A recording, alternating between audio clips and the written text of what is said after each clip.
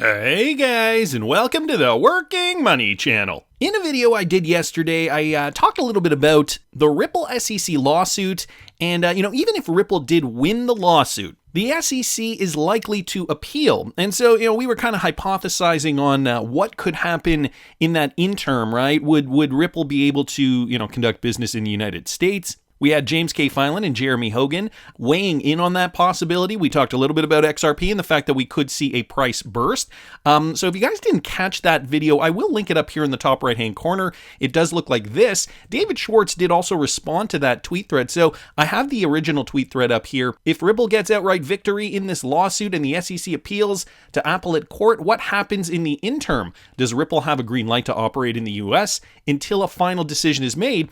So David Schwartz did also chime in on this, and this is what he said. A big factor will likely be how long the SEC thinks it'll take before new laws are passed to regulate cryptocurrencies. So that is also a big part of this, right? The cryptocurrency rulemaking process is going to take a long time, and it has been taking quite a long time. So we were giving some for instances in that video, but David Schwartz says, if a legal precedent will control the industry for decades, that's different from one that's an interpretation of the law that will be irrelevant in a year or two. So, this is still, a moving target, and we're looking for answers here. We want something concrete, right? The positive news is that the market is responding to everything that we're seeing now. And guys, a lot of these coins are trading at a bargain right now. Market fairly quiet today. Bitcoin trading at 16,800. Not too much movement here for Bitcoin, only up 0.04% in the last 24 hours. Similar with Ethereum, only up 0.4%, trading at about $1,200. And as you guys can see, the crypto space by and large, relatively flat. XRP trading at 35.1, only up 1.29% in the last 24 hours. I was actually quite surprised to hear this. Guggenheim partner chief investment officer Scott Menard, a top Wall Street financier who made waves in the crypto markets for his ever-shifting calls on Bitcoin's price, died Wednesday after a heart attack at age 63. So I don't know, it was less than a week ago, 5 days ago, I talked a little bit about Scott Menard's prediction with the crypto market, and I'll just kind of play you guys that clip real quick here. The global chief investment officer of the $285 billion asset management firm Guggenheim Partners is predicting additional crypto fallout following the FTX collapse. So this coming from Scott Menard. He's saying the crypto market could in fact collapse even further. Guys, here's a quote. A year ago we were talking about crypto and there were approximately 19,000 coins, to which my comment was, this is mostly crap and there's going to be a washout. And just like the internet bubble, we have survivors. That was ultimately Scott Menard's point of view on the crypto market a week ago. And if you guys just want to watch this entire video, I will link it up here in the top right-hand corner. But unfortunately, he has now passed away. It sounds as though it was of a heart attack. So, my condolences go out to his family. The firm did announce his death in a statement on Thursday. He was a regular presence on the financial news cable network CNBC. According to the statement, he had become the public speaker for Guggenheim, along with serving as a senior leader and mentor. And here's a quote from CEO Mark Walter. Scott was a key innovator, a thought leader who was instrumental in building Guggenheim Investments into the global business it is today. I was quite shocked when I heard this news, considering we were getting, opinion pieces, quotes from Scott Menard, as early as last week. It's got to be tough for his family during the holidays. Again, my condolences do go out to his family and friends. Mario Nafal here posting this. Now, could it get more infuriating? Thoughts on Sam Bankman-Fried's release on bail? As you guys can see here, Sam Bankman-Fried walking out of what appears to be the courtroom, and he has been granted bail. Yeah, I'm not joking. He's got to live with his parents, but he was granted bail. Former FTX boss Sam Bankman-Fried will face home detention while awaiting trial in the U.S. on charges that he defrauded customers and investors of the collapsed cryptocurrency exchange. A U.S. judge said that the 30-year-old former billionaire could be released to his parents on a $250 million bond. So, where did you get the money, Sam? Or who do you know with such deep pockets? At the hearing, Mr. Bankman-Fried did not admit or deny guilt. He has previously distanced himself from the charges, which have shaken the entire crypto industry. I didn't knowingly commit fraud. I don't think I committed fraud. I didn't want any of this to happen. I was certainly not nearly as competent as I thought I was, he told the BBC shortly before his December 12th arrest in the Bahamas, where he lived and FTX was based. Two of Mr. Bankman-Fried's closest colleagues pleaded guilty to fraud on Wednesday and are helping with the investigation. So we talked a little bit about that yesterday. Federal prosecutors in New York have accused Mr. Bankman-Fried of unlawfully using customer deposits made at FTX to fund his other crypto firm, Alameda Research. So we know the story there. The bigger question is $250 million bail. Now, the Nancy Pelosi stock tracker Twitter account here also is kind of bringing up the big elephant in the room. So let's get this straight. SBF just posted a $250 million bail when just 3 weeks ago he said he only had $100,000 in the bank. His parents have also been career Stanford professors where the average salary is $180,000 a year. Something doesn't add up. In other words, things that make you go, It is a little fishy.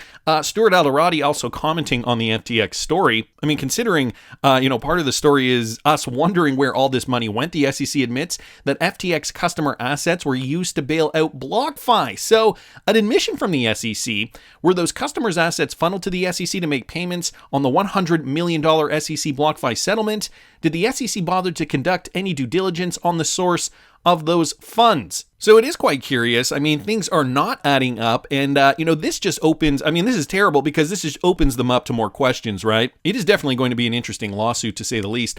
Anyway, don't really have too much more to say about that. DJ Peter Vass posting this. Okay, updated schedule, guys, from James K. Filan here. We really haven't done an SEC versus Ripple court case update in a while.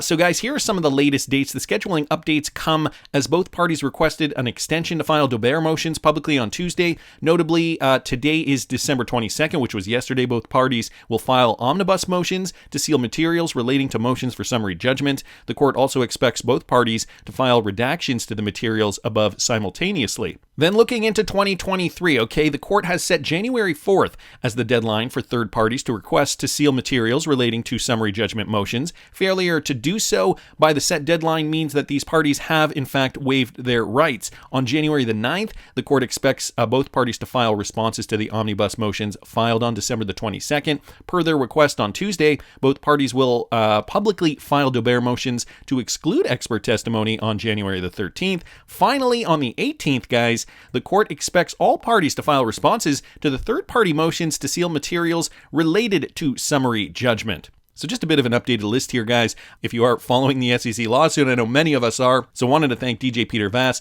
and, of course, James K. Filan for posting that. Another update, guys, with regards to another Ripple lawsuit. Yeah, this one was filed back in 2018, and Mr. Hubert here on Twitter posting this. Okay, the main plaintiff in the Zakinov Ripple case, Vladi Zakinov, has just dismissed the claim. So the plaintiff here actually made a notice of voluntary dismissal. So he wants to drop the case. As you guys can see, it's stated here in these documents, plaintiff Vladi Zakinov hereby voluntarily dismisses his claims without prejudice to this ability to participate in this consolidated action as an absent class member. From what I understand, there's another plaintiff in the case, so the case will continue. Mr. Hubert down here saying, I suspect Zakinov dismissed this claim because of the fact that Ripple has called him up for deposition, and Zakinov is probably not entirely comfortable with being interrogated by Mary Jo White. So could he have gotten cold feet? I think this was one of the claims where these plaintiffs were suggesting that, well, Ripple sold them XRP and they were expecting profit, and we lost money, a very small amount of money,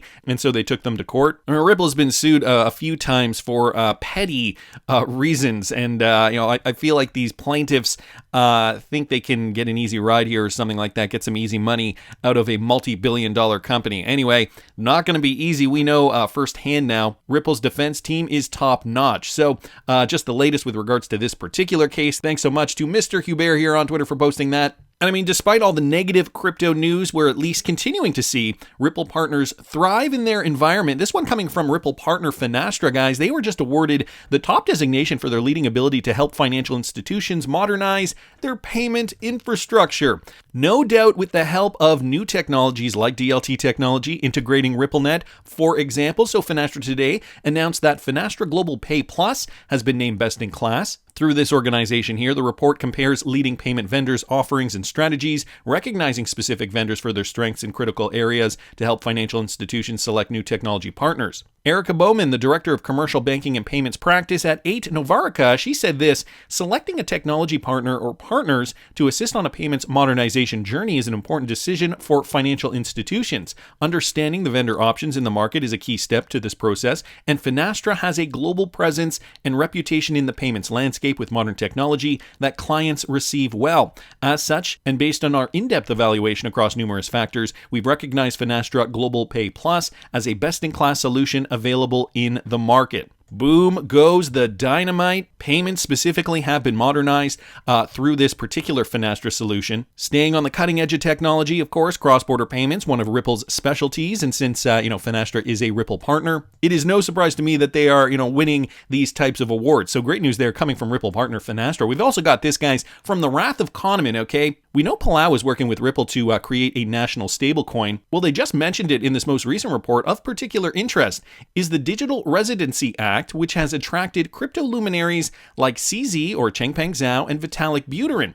So Palau, continuing with the crypto theme, are working to expand the nation's crypto ecosystem. Palau is also undertaking a step in collaborating with Ripple to explore the creation of a national stablecoin, which we hope to launch soon, which will help make payments easy and secure. So that's the one part of this. Palau's also been very fortunate to gain recognition from leaders in the blockchain industry, like Changpeng Zhao of Binance, who was able to visit us a few months ago, and we talked about how we can collaborate on the digital residency program, as well as making use of Binance Pay to make digital payments for digital residents, but also even participating in the local commerce. A couple of weeks ago, I also had the opportunity to meet virtually with Vitalik Buterin from Ethereum and to look at opening up RNS ID ecosystem to the developer community and to see how Palau's digital residency can engage with the concept of SO-bound ID systems.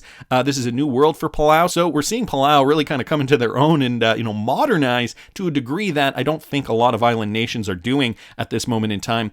It goes on to say, but we are excited to be part of it. One of the advantages that we have is we're small, and hopefully we can mobilize our government and be more adaptive to the changes that need to be made in this fast-changing environment. So that's a statement coming out of the small island nation of Palau. We can see crypto adoption first and foremost on their radar. So guys, the real-world adoption of cryptocurrency is happening. Despite the negative narrative that we are hearing, despite the fact that the market has been depressed. This is Bitcoin on the daily, and as I mentioned at the beginning of the video, Bitcoin trading right in around $16,800. Now, we're hearing calls for, a $13,000, $12,000, $11,000, $8,000 Bitcoin. Is it going to go that low? Are we kind of at the bottom? Should we be accumulating as much as we can now? Or should we be cautious? Should we be laddering in slowly? A lot of this, guys, is going to depend on market sentiment and retail sentiment. And, they're trying to push us out of the market. I mean, we're getting big stories. I mean, the FTX thing was big last month. But now we're getting, kind of additional stories here that's really trying to impact market sentiment even further, I guess I could say. Vitsvin here posting this, okay? And the irony of this, I'm not going to go into this article in detail, but I will link it in the description. When a Be Your Own Bank mining facility needs bankruptcy protection with an investment bank as their largest creditor, a bit ironic, isn't it? This has to do with Bitcoin miner Core Scientific and how they just recently filed for bankruptcy. So, we're seeing a lot of cases now where a lot of these companies that were doing really well in 2020 and 2021 are now witnessing a bear market and they're feeling the pressure. Maybe it's their first bear market and they were not, expecting it to be this rough. You got to take it from the guys who have been through at least 2 or 3 bear markets at this point in time. I know Brian Armstrong from Coinbase has commented on multiple bear markets, as has Brad Garlinghouse. So, the companies, the resilient ones, the ones that are staying around, the ones where their coins solve a problem. Again, guys, in my opinion, this is where one should be focusing their investments because the narrative is nasty and it might be for some time to come. The positive news, though, if we look beyond surface level and we dig a little deeper, we can find little nuggets of hope, little nuggets of light that will or may give us a little bit more confidence when it comes to our cryptocurrency portfolio. And so, for example, with regards to XRP, we are seeing a record number of account holders, or wallets rather, opening at the time of the publication of this particular article, which was just today, okay, Friday, December the 23rd. So As of the publication of this article, XRP account holders have surpassed the milestone of 4.5 million, reaching a record of 4,506,842 at the time of the writing. In the 2 incomplete months since the end of October, the number of XRP holders has thus grown by 160,000 accounts, okay? Only since October, guys. So, I mean, this has got to be telling us something, considering, XRP still in the dumps in October. I mean, we've been seeing, by and large, XRP, I mean, October actually was a fairly positive month, considering we did see a little bit of an XRP pop in September. October was a fairly positive month. However, the XRP chart, generally, I mean, for all intents and purposes, following the rest of the market, the downturn from the height, right? November 21 was the height of Bitcoin, and we saw XRP go down almost 80% since that point in time, and even since the new high was reached back in April of 2021, XRP is down 85%. So it's counterintuitive, you would think. However, positive news coming from Ripple partners, but also just metrics with regards to wallets, accounts being opened, inflows for XRP. That's the other thing. So how long is this bear market going to last, and what other hints can we glean from this? Okay, I saw this guy's from Stock Money Lizards on Twitter. We are experiencing a very long bear market in Bitcoin and cryptocurrencies. We are about negative 77% in Bitcoin price and below 90% in many altcoins. In the following thread, we will show you why we think this is an opportunity and not the other way around. So, I mean, if you guys didn't think so already, let me bring you up to speed and give you a few more hints as to where we're at in this crypto market. So the market situation for Bitcoin is often referred to as dead, and there is no shortage of postulating new lows. 12,000, 10,000, 8,000, or even 6,000. Everything is possible, but much is priced in already. We trade the future, not the present. Take a look at this chart here, guys, and take a look at these lows. The narrative at these times, very, very negative. You'd usually get extremes like crypto is dead, Bitcoin's a bubble. Crypto is dead, Bitcoin's a bubble. Back and forth and back and forth. Fact of the matter remains, Bitcoin has continuously seen these market cycles like clockwork over the last decade, and altcoins have generally followed. We'll take a look at where we are today. In cycle 4, game over yet again, right near the bottom down here. And yes, this too shall pass. Currently, we have the 4th major bear market in Bitcoin compared to the last bear markets. There are clear patterns that repeat themselves. We think we are at the end of the current bear market. All bear markets show falling wedge formations that need to be broken.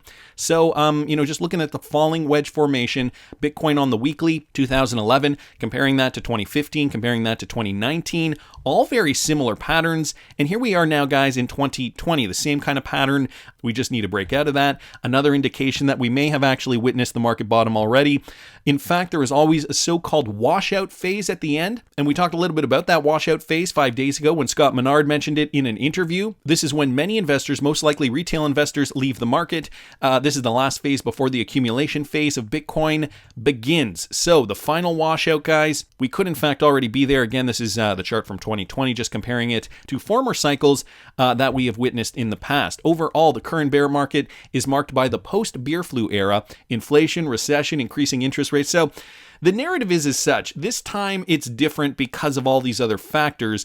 Just listen to what Stock Money Lizard says, though. In the end, however, it must be noted that Bitcoin is an asset, not a stock with no earnings. Bitcoin is and remains inflation-proof due to well-known reasons. We also got to think of where we are with money and inflation, and the fact that these guys want to switch us over to our traditional dollars to perhaps new central bank digital currencies in the coming years. So there's going to be a pushback. I mean, I think there's going to be a natural pushback that we're not really factoring in at this moment in time. So if you have money in the bank and your government comes to you and says, okay, we're going to switch over to central bank digital currencies, you might say, whoa, hey now, I don't know if I trust this 100%, and I think there's going to be a big faction of people that believe that, and they might actually transfer some of their funds into Bitcoin or other cryptocurrencies, which could in fact spur on another bull market. I mean, we've seen it in the past when there was a run on the banks in Georgia back in 2013, I believe. We did see Bitcoin spike. Many technical indicators are literally screaming overbought, and I think he means oversold here.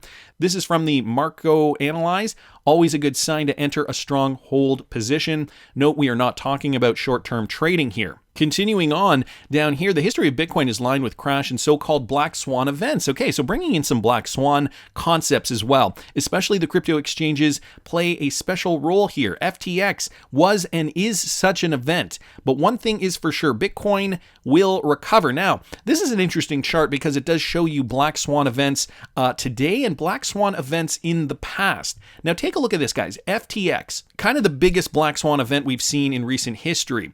That is happening right at the bottom of the market. Again, perhaps a tool from the powers that be to shake us out. The beer flu, this was kind of an anomaly because it was in the middle of a bull run, and we saw a drawdown there for crypto, although there were a lot of people buying up at this point. We had Bitfinex back in 2015 at the bottom of the market, and of course the infamous Mt. Gox collapse back in 2011, 2012. All these happened at the bottom of the market, and FTX is no different. The only anomaly here is the beer flu. However, that did create a big dip down here. But even then, Bitcoin did recover. And we are likely going to see Bitcoin recover yet again, especially the investment cycle of 2015. Okay, so he goes on to say, this shows clear parallels and to the current market situation. Like today at the end of the bear market and after the final washout, the Bitfinex crash happened like FTX is happening now. So again, likening today to the Bitfinex fiasco. Currently, the price action of Bitcoin looks very similar to 2015, although the macroeconomic circumstances are much worse. A popular comment under the tweet is, this time it's different. Then we have the Wyckoff accumulation, okay? So another factor to take a look at. Richard Wyckoff, a famous stock investor, has described different market phases. One of the most interesting is the accumulation phase Bitcoin is in. The Wyckoff accumulation is divided into 5 phases. We are in phase C, the spring. So guys, this, again, the end of the Wyckoff accumulation phase, the spring, before we hopefully see the launch off point into new highs. Just go down here. It may be that we see a sideways price movement for a while, but we think that the worst is behind us. And especially technically speaking, there is hardly any room for $10,000. So stock money lizards, not thinking we are going to see much lower for Bitcoin. I mean, we could see price go a little lower, but that'll be it. The probability of the upward momentum is much higher. And so, when you compare XRP, for example, to other cryptocurrencies that did fairly well in the last bull run, like Cardano, you can see right here, right, that low that we saw for the entire crypto market back in June of this year, we are actually below that low for Cardano, down 35%, just as one example, down off that June low. A similar story is true for XLM, okay, another cryptocurrency that is often compared to XRP. We are down 24%. That said, though, XRP has done fairly well, okay? Down from that June low, we're actually up on XRP. XRP is up roughly 22% off that low. So XRP has been doing okay. At this point now, guys, if you're still accumulating, in my opinion, and again, not financial advice, I'm just letting you know what I did throughout the summer. I was accumulating throughout the summer, June, July, August, and I laddered in kind of equally over those few months. I just thought to myself, you know what? I'm not going to think about it too much, going to sock away some money, put it into crypto. I think even if we do see more lows, it likely won't be too much lower now. If you are looking to boost up your XRP position, I mean, we might go lower, we might go back down to 28, 29 cents, but if this is your last opportunity, I'm personally not one to want to wait till the absolute bottom. I like to keep track of my purchases and then calculate where I've cost averaged down, how much money I've put in, how much XRP I have, and at what price I've bought my entire stack. Also, just keep in mind this as well, okay, from the Dark Defender, I looked behind and realized we had been walking on an incredible journey with XRP for a long time. It wouldn't be possible without you. The RSI, guys, is at its lowest ever, like 2017 with a price on the support level above 33 cents. Fingers crossed. Enjoy your holidays with your loved ones, guys. The XRP chart on the monthly, you can see the trend line resistance bouncing off that from back in 2015. Then we found support back in 2020, 2021, readjusting. 33 cent support is what we're seeing now. It's a pretty strong support level. So are you guys accumulating more XRP, other cryptocurrencies? Are your bags full yet? I know it's the holidays and you might be on a budget. Tell me down in the comments what you guys think. And please subscribe to the channel if you haven't already. Like the video if you like the content I'm providing. I always love hearing your comments. See you in the next one, guys.